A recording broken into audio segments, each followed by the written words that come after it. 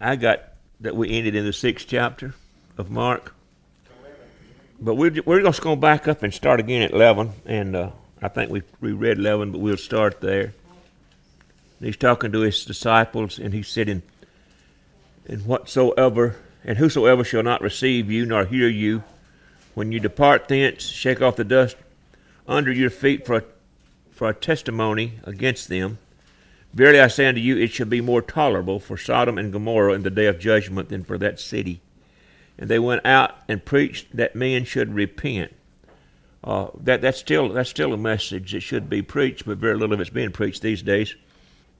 And they cast out many devils, and they anointed with oil many that were sick, and healed them. Now, do you see what they did? They went out and they preached repentance. They cast out the demonic spirits, and they healed folks. That was their job. Come on, sir. And folks, God hadn't changed the job of the church. The church changed its own job, but that was the job of the church. And it said, and King Herod heard of him, talking about Christ, for his name was spread abroad, and he said that John the Baptist was risen from the dead, and therefore mighty works to show forth themselves in him. Now Herod, you see, there's a lot of King Herods. It's in that line. They were set up by the Roman government to kind of keep the Jewish population, satisfied and in check. So, and this Herod had reportedly converted to Judaism. We talked about the Herodians. It was a sect of Judaism that kind of came out of Herod's house, and it's kind of like the denominations of today. The Judaism was split into many different factions, and so. But this Herod, he supposedly had converted to Judaism, and so he knew what the law said, and he was familiar with the Jewish teachings. But he still killed John the Baptist. Others said this is Elijah, and others said this is that prophet, or as one of the prophets. Now, we're talking about that it is the prophet, or as one of the prophets. Now, they understood that the prophecy had said that he would, before the Messiah came, that he would send forth a prophet, and some of them was looking for Messiah to be a prophet. So they said, hey, they was confused about who Jesus was. Folks today still are, still confused about who Jesus is. But when Herod heard thereof, he said, it is John whom I beheaded. He is risen from the dead. For Herod himself had sent forth and laid hold upon John, and bound him in prison for Herodias' sake, his brother Philip's wife, for he had married her. Now he had went and married Philip's wife while Philip was still alive. And again, knowing that the Jewish law, that was a no-no. And John had said unto Herod, it is not lawful for thee to have thy brother's wife. Now this takes some boldness to start with, folks. John understood when he's telling King Herod that his life was in danger. Didn't change his message. He said it's not lawful for you to have her. And it undoubtedly upset Herod's wife worse than it did Herod. Therefore Herodias had a quarrel against him, and would have killed him, but she could not. For Herod feared John, knowing that he was a just man and a holy, and observed him.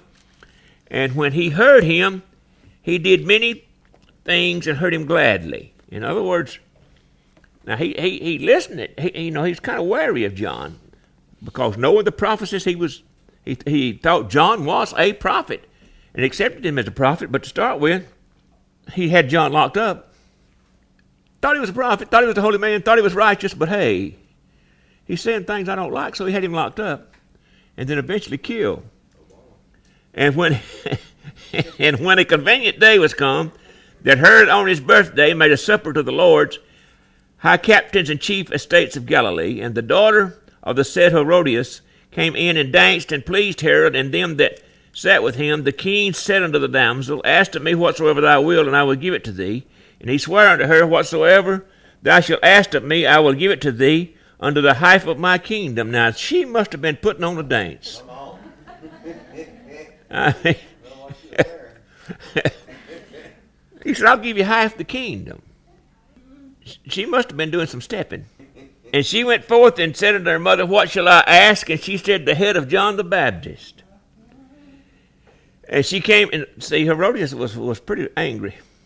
And she came in straightway with haste to the king and asked, saying, I will that thou give me by and by in a charger the head of John the Baptist. And the king was exceedingly sorry, yet for his oath's sake and for their sakes which sat with him, he would not reject her. In other words, they had heard what he said, and he wasn't going back on what he said. And immediately the king sent an executioner and commanded his head to be brought, and he went and beheaded him in the prison, and brought his head in a charger and gave it to the damsel, and the damsel gave it to her mother. And when his disciples heard of it, they came and took up the corpse and laid it in a tomb. Now, this is kind of for a man who says he believes in God, in the Jewish God, this is kind of some grisly stuff, isn't it? And the apostles gathered themselves together unto Jesus and told him all things but when that they had done and what they had taught. And he said unto them, Come ye yourselves apart in the desert place and rest for a while, for there were many coming and going, and they had no leisure so much as to eat. Now, the fame of Christ had spread throughout that land, and where, people were bringing the sick out, and people were coming out that had problems, because even though they did, most of them did not accept him as who he said he was, they knew that he was doing some powerful stuff. They understood that God had to be with him, and so it got so crowded that the Bible said they didn't have time to eat. People coming with needs to be met. Folks, this last day's church, wouldn't it be wonderful? Come on, sir. When the church gets back to operating like it's supposed to operate, every folks come out and see what's happening. Come on, sir. And it's going to get there, folks, and it's got to get there pretty quick. Yes, sir. But when we look at the condition of the church now, and you're saying, well, we got to get that idea. My goodness, how can it get there from where it's at now? But you have to realize how quickly God can do a work. Yes, sir. Come on. The disciples, when Christ was crucified, the disciples went everywhere. They hid. Some of them was ready to quit. Let's go back fishing. Let's go back doing what we was doing. They hid. Peter denied him. But in one day, after the day of Pentecost, the same hiding disciples was in the street saying, You killed the Messiah. Yes, they were. And turned the whole world upside down. After the Holy Spirit had entered them on the day of Pentecost, everything changed. And folks, God can do a quick work and will. Yes, he will. But I'm going to tell you, so often we look at all this confused mess as the church, and it's not. Because people's got their name on a church book does not mean they got their name in God's book. Come on. See, the church is in different stages of learning, but the church, Jesus said, My sheep will hear my voice and will follow. So that's happening, folks. Yes, it is. That's happening. And they departed into the desert place by a ship privately. And when the people saw them departing, and many knew him, and ran afoot thither out of all the cities, and out went them, and came together unto him. In other words, they couldn't get away from the crowd. And Jesus, when he came out, saw much people, and was moved with compassion toward them, because they were as a sheep not having a shepherd. And he began to teach them many things. And when the day was now far spent, his disciples came unto him and said, This is a desert place, and now is the time far past. Send them away, that they may go into the country round about, into the villages, and buy themselves bread, for they have nothing to eat. And he said unto them, Give ye them to eat. Now, I want you to notice how over and over Jesus just said, Hey, whatever they need, you do it. You do it. Because, see, we wait till we get the supply, don't we? Come on, Lord. Faith isn't when I got it in my hand. Faith is just going because God said do it. Hallelujah. And so, and he's trying to teach them a lesson here. You just feed them. And they said unto him, Shall we go and buy 200 penny worth of bread and give them to eat? Now, in those days, a penny was about a day's wage. So he said, to feed all this crowd, we're going, it's like a several months' wages right here. And he said, how many loaves have ye? And go and see. And when they knew, they said, 5 and 2 fishes. And he commanded them to sit all down by companies upon the green grass. And they sat down in ranks by hundreds and by fifties. And when he had taken the 5 loaves and 2 fishes, he looked up to heaven and blessed and brake the loaves and gave them to his disciples to set before them. And the 2 fishes divided he among them all. And they did all eat and were filled. All of them filled. And they took up 12 baskets of fragments and of the fishes. And they that did eat of the loaves were about 5,000 men. Took up more than they had to start with. That's kind of the whole thing, isn't it? That's the seed time harvest. That's the give and receive, isn't it? But see, that was because Jesus said feed them. Now, the principle of God is not that I'm going to be walking in disobedience to God, but I'm going to buy him off by doing stuff. That's not the principle. The principle of God is sow where I tell you to sow what I tell you to sow, and I'm going to multiply and give it back to you. Yes, he will. See, Yes, he will. a lot of folks preach sowing and reaping almost like, like the fellow said the other day, that he saw God as, when he was a kid, saw God kind of as a mob boss. You pay him off and he won't break your leg. But that's not it at all, folks. Obedience is what God is looking for, and God blesses obedience. And obedience is not what I want. Obedience is what he wants. And straightway he constrained his disciples to get into the ship and go to the other side before unto Bethesda, while he sent away the people. And when he had sent them away, he departed into a mountain to pray. And you find all through the Gospels where Christ just had to get along with himself and talk to the Father. And I don't care what else you're doing, folks. There's times in your life that you just need to get along with God. Yes. And I'm going to tell you, and this don't sound religious, but this is true. You can even let the church hinder your personal relationship. Yes, come on. People can get so busy in the church that they're not praying, that they're not studying. They're just busy in the church. Folks, man needs a time. Now, church, don't get me wrong. Church is a necessary thing. We need to go fellowship with each other and hear each other's needs and talk to each other and strengthen each other. But there's a time when you have, if you're going to stay strong in the Lord, you have to get just him and you Come on. and have some quiet time together. Again, when the church has you, and I see this, and I'm not trying to talk ugly. I know that most of them are doing this out of a good heart, but they'll have their people so busy that they don't have time for anything else. It's hard to hear the voice of Jesus. And see, the church is not the mission field. The church is to come to where we can learn and get in the mission field. Come on. And I throw all that in. That didn't cost you nothing. But he went to a mountain place alone to pray. And again, though, if it was necessary for Jesus, it's necessary for us sometimes just to get along with the Lord and let him talk to us one-on-one. And when evening was come, the ship was in the midst of the sea, and he alone on the land. And when he saw them toiling in rowing, for the wind was contrary unto them, and about the 4th watch of the night he cometh to them walking upon the sea, and would have passed by them. But when they saw him walking upon the sea, they supposed he had been a spirit, and cried out. And I was reading a little article one time, and they said that they had a legend that if you ever saw a spirit out on the water, it meant the ship was going to sink. So when they saw him and thought that he was a spirit, it kind of excited them. They thought, we're going down.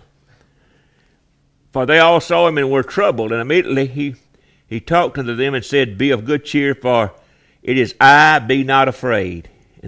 And went up unto them into the ship, and the wind ceased, and they were sore amazed. And there's that amazed again, over and over and over. You see where folks was amazed at what Jesus did. Amazing themselves beyond measure, and wondered, for they considered not the miracle of the loaves, for their heart was hardened. Do you see that? They saw all the things that Jesus done, but they couldn't quite get it. It was not there yet. Number one, but he had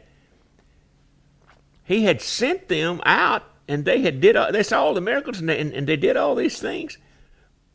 But again, without that, they saw it with their natural eyes. How many knows that we have the tendency to try to figure things out, and if we can't, we just put something to it? They saw all this happen, but they couldn't figure this out. Look, if they had figured this out, they wouldn't have fled when he was crucified. They saw it with the natural eye. They hadn't figured this out. And again, as long as we just got God here, we don't really have him, because we'll start trying to make him into some image that we understand. God's greater than what this is. God's a spirit. And until we really get a spiritual understanding, a spiritual revelation of who he is, we ain't got it. Because it's a natural tendency, try to make him into something that is familiar to us. That's like people telling, gets hung up on the rapture, and they'll say, I just don't believe God. How could God just take us all out like that? Say, they don't get it.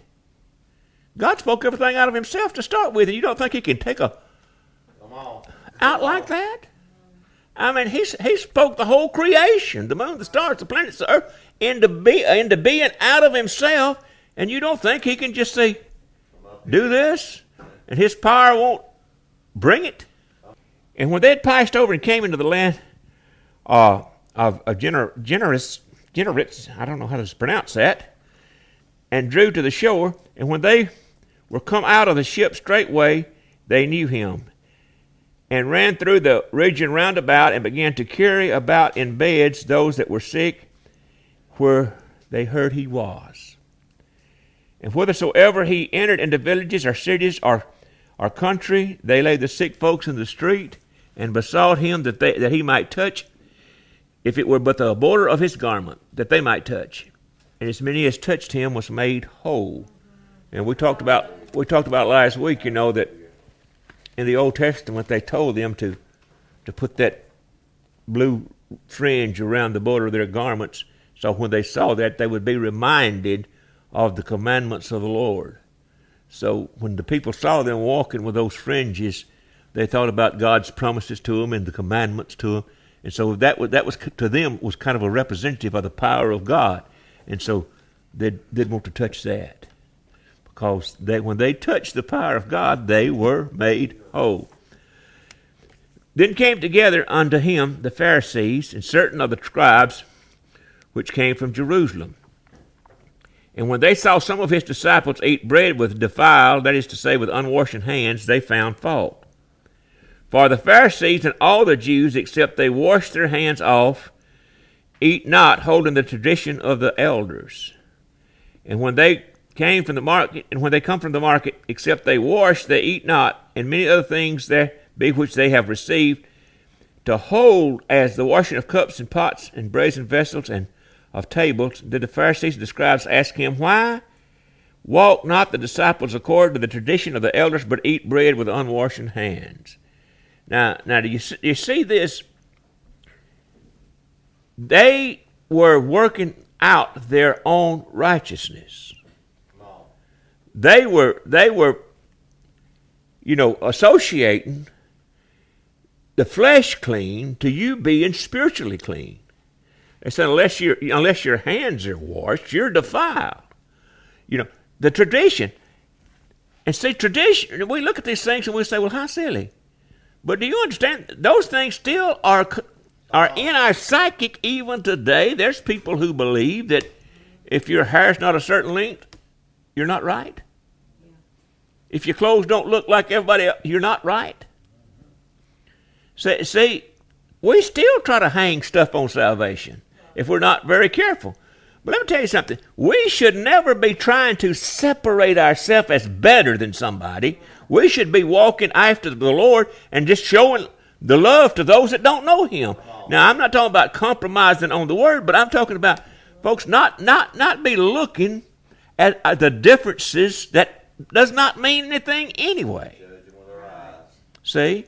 Her dress ain't down to her ankles, so she's not right. She's got on a pantsuit. She's not right.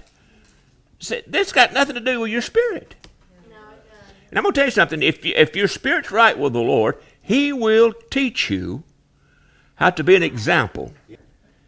Well, I heard a fella talking one time, and he said that he said on the radio they was holding a revival, and said he made this statement, and he said, just come as you are. Jesus loves you. And so this little boy who was an atheist decided, I'll fix him. He pulled his clothes off outside and walked in naked. And he said immediately the Spirit told him what was going on here. He said he took his coat off and walked over where the dude had sat down and just covered him up. So we're glad to have you. And just kept on preaching. And he said the guy got under conviction and went to crying and got saved in the church. And when this guy was talking to him, he said he is now evangelizing because he expected the church to be so shocked that they just, want to stone him. But instead, they just covered him up and preached Jesus. Come on. And, so sometimes, sometimes, even though it's ridiculous, if they'd did that, he probably would have been an atheist today if they'd have just kicked him out. But they covered him up and told him about a man that loved him enough to die for him, and the Spirit convicted him. Let me tell you something, folks. That is being attentive to what the Spirit of God's saying. When we react with emotions and not with the Spirit, most of the time we get it wrong. Yes, sir. Lord help me. Most of the time we get it wrong. Emotions most of the time will send us wrong. He answered and said unto them, well has Isaiah prophesied of you hypocrites, as it is written, this people honoreth me with their lips, but their heart is far from me. Now you see what he's saying? They're acting like they're honoring God by doing the washing and by being bodily clean, but they want people to look at them as righteous. They're not trying to walk in God's righteousness. They want people to understand the righteousness we've built up. And folks, we can do good works, but we can never build up righteousness. Come on, it's a gift. Because without the righteousness of Christ given unto us, we're not righteous. And I mean, there's some good people out there. But without the gift of righteousness that come by Calvary, we're not righteous. We're just doing good works. Howbeit in vain do they worship me, teaching for doctrines the commandments of men. Now, Jesus was in no way religiously correct, was he? He didn't believe that you could just do it your way and God would accept you. The Pope needs to read this.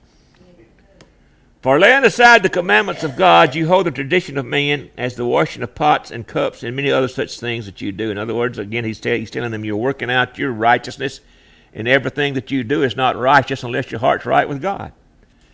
And he said unto them, full well, you reject the commandment of God that you may keep your own tradition. For Moses said, honor thy father and thy mother. Now, he's giving them an example of what's happening. Moses said, honor thy father and thy mother, and whosoever curse his father or mother, let him die the death. Now, see, that they were going right along with they saying, hey, we're keeping Moses' law, so we're holy and we're righteous. And so Jesus is saying, well, your law said this. It said, but you say, if a man shall say to his father and mother, it is korban, that is to say a gift, by whatsoever thou mayest profit by me, he shall be free, and you suffer him no more to do aught for his father or his mother, making the word of God of none effect through your tradition, which you have delivered in many such like things that you do. Say, under the law, honor thy father and mother, that was, even now, folks, that is a commandment. Yes, it is. But the Jews, the Pharisees, had, under their tradition, you could carry a gift over there and give it to the father and mother and say, this is my gift to you. And then they said, you're free. You don't have to do anything else for your father and mother. That's just cutting them off. That's what Jesus is saying.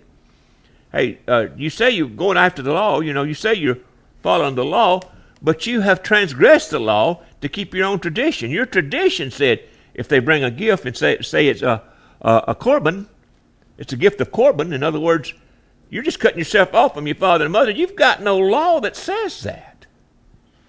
He said, so you're holding to your tradition, trying to make yourself righteous by your tradition, And by doing so, you're just leaving off what God said. And folks, again, this is His plan. Yes, it is. There is no plan B. I don't care what we make up. God's got a plan. Yes, He does. And there's no plan B in God's plan. So it's either His way or we're lost. And you've heard us say over and over and over again, if there had been another way of salvation, Christ never would have went to the cross and suffered like He suffered. No, He wouldn't have. He did that because there was no other way. That was the way. And when He had called all the people unto Him, He said unto them, hearken unto me, every one of you, and to understand. In other words, listen now, listen up. There is nothing from without a man that entereth into him can defile him. But the things which come out of him, those are they which defile the man. If any man have ears to hear, let him hear.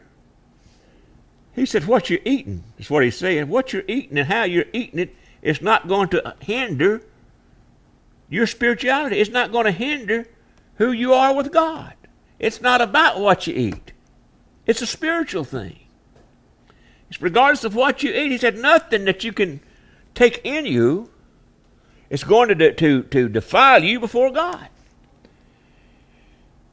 And when He was entered into the house from the people, His disciples asked Him concerning this parable. And He said unto them, are you so without understanding also?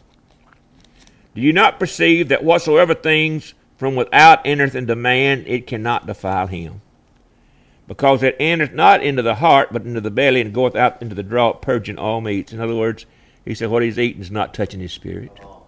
Come on. Not touching his spirit. And they're again coming along with those traditions. There's people right now who won't eat certain things because they feel like if they eat certain things, they're not right with God. And look, God's not saying, hey, you're wrong because you don't eat them. But it doesn't make you right or wrong. I mean, if you don't want to eat it, don't eat it. But it's got nothing to do with your spirituality. And I told you that story that I used to run around with a guy. Back when we was drinking and running around, I stayed running around with him. I was around him some. We would, we'd play guitars and sing together and mess around like that. But I was drinking, and I have saw him just get falling down drunk. He's drunk as any of us that was there, but he would never get so drunk as to eat meat on Friday. They'd fix hamburgers, he wouldn't touch them. He said, no, it's wrong to eat meat on Friday. Wasn't wrong to be falling down drunk. I mean, this is the truth. But see how silly we get with this stuff. And he would get up and go to church and confess what he did Saturday night. And he's all right Monday. But I guarantee you couldn't get him drunk enough to eat meat because that had been so hammered into him that your righteousness is by doing this and this and this. Not of God, but by what you do. These little traditions and these little things that you can show folks how righteous you are. And he said, that which cometh out of the man, that defiles him. He's talking about out of the heart. Out of the heart. And far from within, out of the heart, proceeds evil thoughts, adulteries, fornication, murders, thefts, covetousness, wickedness, deceit, lasciviousness, an evil eye, blasphemy, pride, foolishness. All of these things come forth from within and defile the man. He said, all these come out of what you really are. And we talked the other day when God created Adam, and Adam stood up in the image and likeness of God with God's Spirit in him. God gave Adam no commandments except don't eat of that tree. He didn't tell Adam to love God. He didn't tell Adam not to covet. He didn't tell Adam not to lie. He gave Adam no commandments except don't eat of that tree, it's going to kill you. And the reason he didn't have to give Adam any commandments, because Adam was walking after a spirit that knew all of this naturally. Come on. Come on. With God's Spirit in him, with no sin in him, Adam just did what was right. And can I tell you something? Come on. We'll follow the Spirit of God. We'll just do Come on. what's right. Hallelujah. You won't have to think well, should I lie about this? Come on. No, because that's not the spirit that's in you. See? You will just walk in the Spirit of God without having to go back and say, well, let me see what I can do about this. No, if walking out of the Spirit, you'll do what God has sent you to do. Yes, you will. And if these other things are coming out of us, You need to check. we need to check ourselves and find out why they're in there. Because if they're not of God, somebody else has plenty of them in our spirit. And from thence he arose and went into the borders of Tyre and Sidon and entered into a house and would have no man know it, but he could not be hid. In other words, wherever Jesus went, somebody was pointing him out because the need was great. For a certain woman whose young daughter had an unclean spirit, we told you last week that unclean spirit simply means a demonic spirit, heard of him and came and fell at his feet. The woman was a Greek, a Syrophoenician by nation, and she besought him that he would cast forth the devil out of her daughter. But Jesus said unto her, let the children first be filled. Now, what's he talking about? He is the Jewish Messiah. He came to the lost sheep of the house of Israel. It does not mean that Jesus was looking on this woman and said, I'm not going to help you. Jesus did a lot of things so those that was around him could see and learn. For it is not meet to take the children's bread and to cast it unto the dogs. And she answered and said unto him, Yes, Lord, yet the dogs under the table eat of the children's crumbs. And he said unto her, For this saying, Go thy way, the devil is gone out of thy daughter. He said, You got faith enough for this thing to work. Come on. Hallelujah. You got faith enough for it to work. She said, I don't have to have I don't have to be under the covenant of the Jews. I don't have to have all these promises. I'll just take what you can give me, Lord. Come on. I'll take the crumb. Come on. Because in the crumbs is the same ingredient that is in the bread. I'll take the crumbs. And when she was come to her house, she found the devil gone out and her daughter laid upon the bed. And again, departing from the coast of Tyre and Sidon, he came into the sea coast of Galilee through the midst of the coast of Decapolis. And they bring unto him one that was deaf and had an impediment in his speech, and they beseech him to put his hand upon him. And he took him aside from the multitude and put his fingers into his ears, and he spit and touched his tongue, and looking up to heaven, he sighed and said unto him, I can't say that either.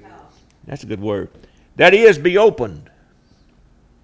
And straightway his ears were opened, and the string of his tongue was loose, and he spake plain.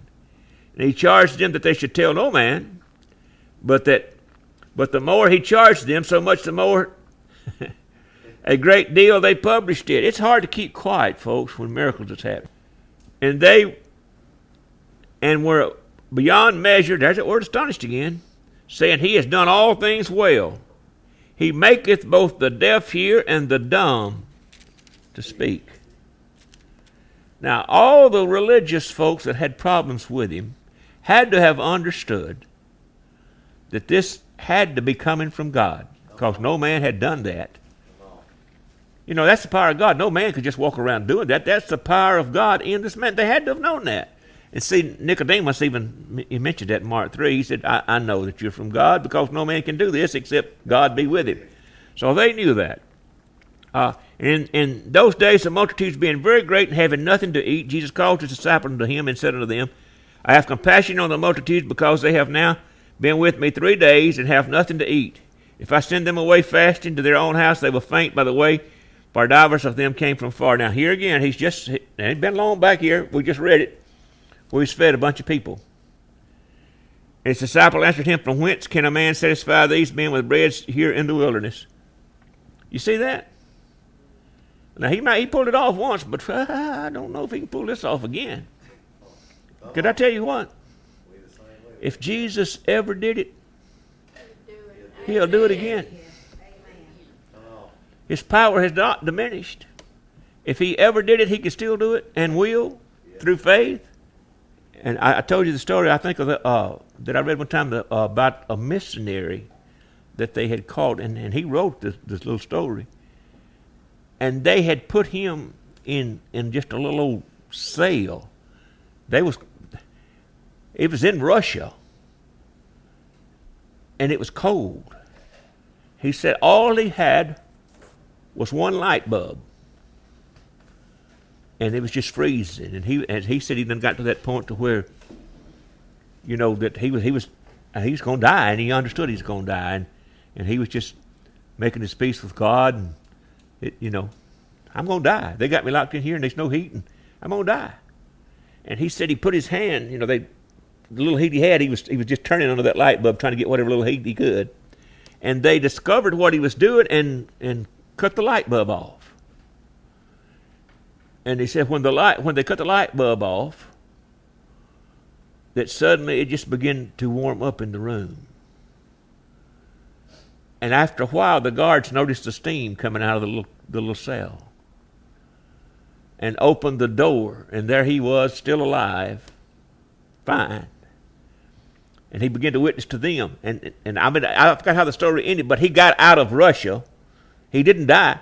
But when they cut off the only heat he had, see, God took over. And what was certain death became life and a witness. They saw the steam coming out of the cracks of the little house. God can do all things, and indeed, he does all things well. And his disciples answered, from whence can a man satisfy these men with bread? And he said unto them, how many loaves have ye? And they said, 7. And he commanded the people to sit down on the ground, and he took the 7 loaves and gave thanks and brake and gave to his disciples to set before them. And they did set them before the people, and they had a few fishes, and he blessed and commanded to set them also before them.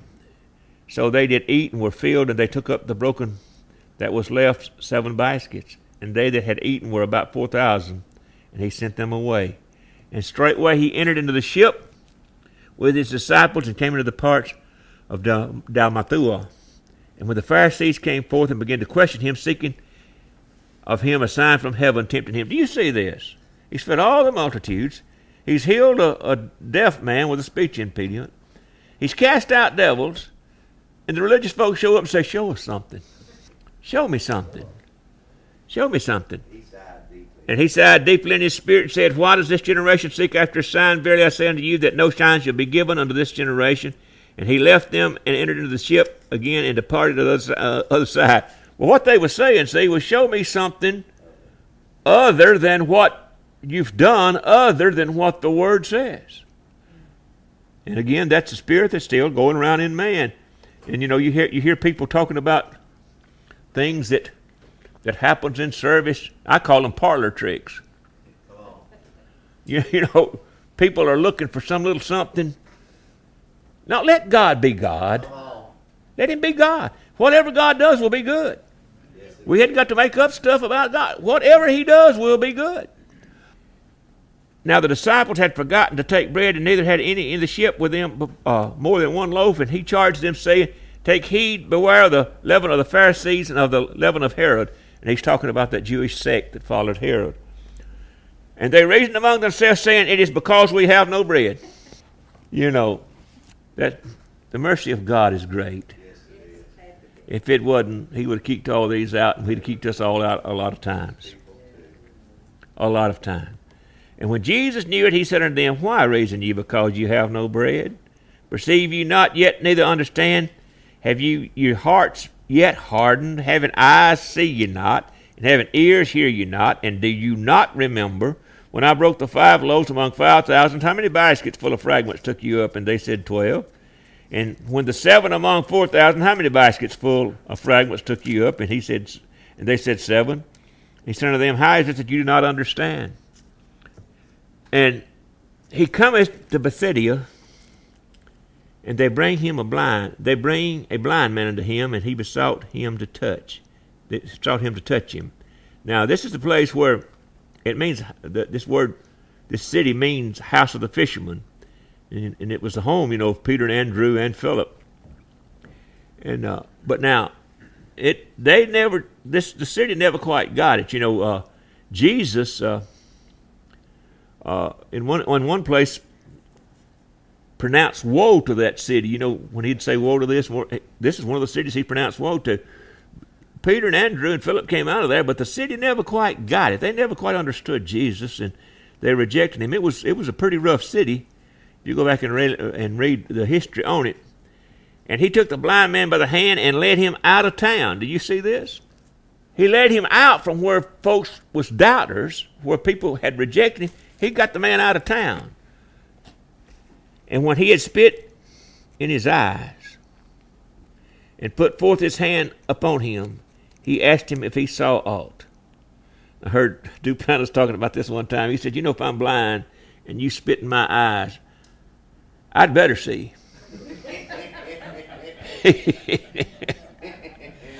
But yeah, the man, I guarantee you the man didn't mind because he saw. And he looked up and said, I see men as trees walking.